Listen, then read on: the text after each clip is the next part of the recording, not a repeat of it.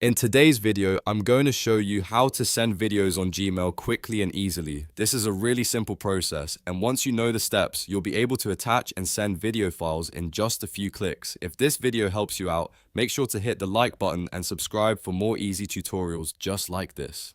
Alright, let's jump in. First, open your browser and go to mail.google.com. This will take you straight to Gmail. Once the page loads, sign in if you aren't already logged into your Google account. After you're inside your inbox, look for the Compose button on the left-hand side and click it to start a new email. Now that the new message window is open, you'll need to add your video file. At the bottom of the email draft, click the Attach Files option, which looks like a paperclip icon. This is the button that lets you upload files from your computer into the email. A file picker window will appear on your screen.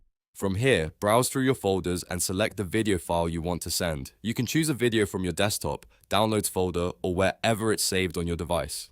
Once you've selected the file, click Open, and Gmail will begin uploading it. This part is important. Wait for the upload to finish completely before sending the email. Large video files can take a little longer, so be patient while Gmail uploads everything in the background.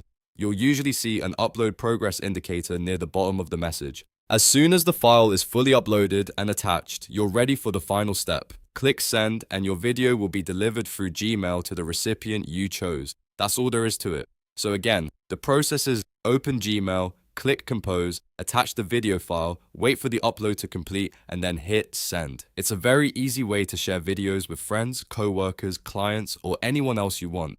If this tutorial helped you, don't forget to like this video, subscribe to the channel, and turn on notifications so you never miss the next guide. Thanks for watching, and I'll see you in the next one.